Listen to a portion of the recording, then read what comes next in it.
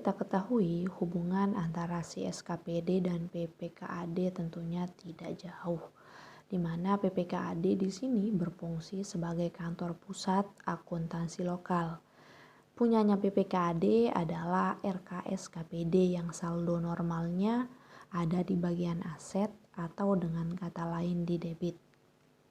Akun ini akan muncul jika ada transferan dari PPKAD ke SKPD atau ada penerimaan dari SKPD, sehingga menyebabkan akun RKSKPD dicatat di kredit, sedangkan SKPD berfungsi sebagai kantor cabang.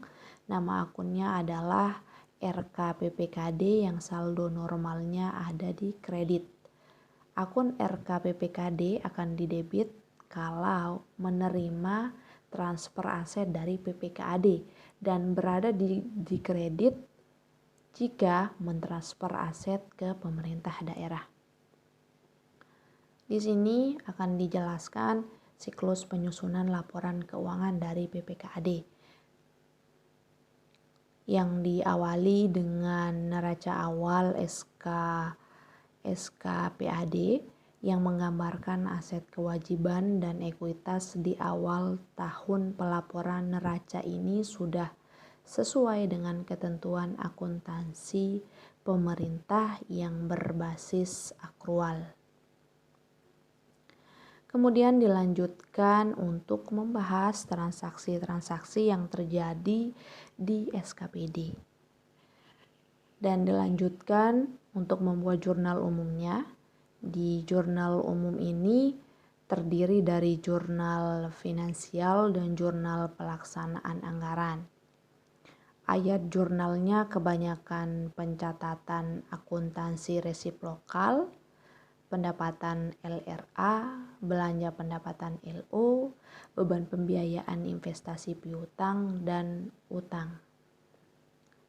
Setelah di jurnal, dilanjutkan dengan memosting ke buku besar agar memudahkan menyusun neraca saldo. Setelah itu, maka akan dilanjutkan dengan dibuatnya neraca saldo. Setelah itu dilanjutkan dengan pencatatan jurnal penyesuaian yang terjadi di akhir periode. Selanjutnya akan dibuat kertas kerjanya. Caranya persis sama dengan kertas kerja yang sudah biasa dibuat di akuntansi perusahaan. Hanya saja di bagian lajur ini, laporan keuangan yang disajikan adalah laporan realisasi anggaran, laporan operasional, dan neraca. Kemudian dilanjutkan dengan menyusun laporan realisasi anggaran. Jika laporan realisasi anggaran selesai, maka tinggal dipindahkan saja hasil atau angka-angka yang berada di lajur LRA ke laporan realisasi ini. Pada bagian ini ada 3 kelompok. Yang pertama pendapatan, kedua beban, dan yang ketiga pembiayaan.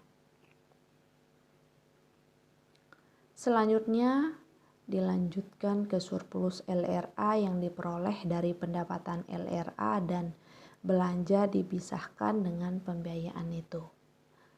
Berikutnya dibuat jurnal penutup pelaksanaan anggaran. Kenapa jurnal penutupnya harus dibuat terlebih dahulu? Ini dikarenakan karena akun surplus atau defisit LRA dan perubahan sosial merupakan akun yang pada akhirnya harus masuk ke komponen neraca. Di sini ada 5 tahapan penutupan pelaksanaan anggaran, yaitu menutup pendapatan LRA dan belanja ke surplus atau defisit LRA, menutup surplus atau defisit LRA ke ekuitas SAL, menutup penerimaan pembiayaan dan pengeluaran pembiayaan ke pembiayaan itu, menutup pembiayaan itu ke ekuitas asal, dan menutup perubahan sel ke ekuitas.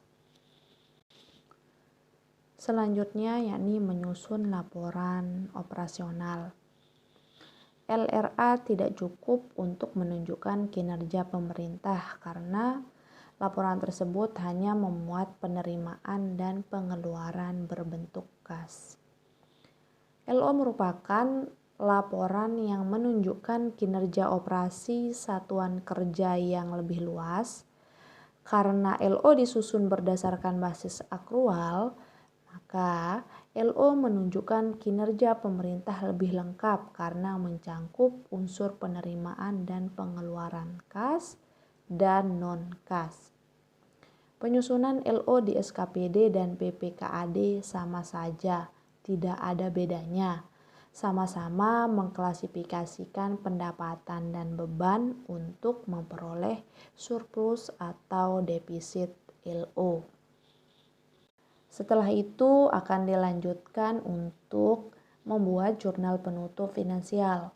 Jurnal penutup finansial ini digunakan untuk menutup akun-akun nominal pada laporan operasional, di mana tahapan penyusunan jurnal penutup finansial adalah yang pertama menutup pendapatan LO dan beban ke surplus atau defisit RO, dan yang kedua menutup surplus atau defisit LO ke ekuitas. Kemudian setelah itu dilanjutkan dengan dibuatnya laporan perubahan ekuitas, di mana laporan perubahan ekuitas ini adalah penghubung antara LRA, LO, dan neraca. Dan yang selanjutnya atau yang terakhir adalah menyusun neraca sebagai akhir dalam membuat laporan keuangan PPKAD.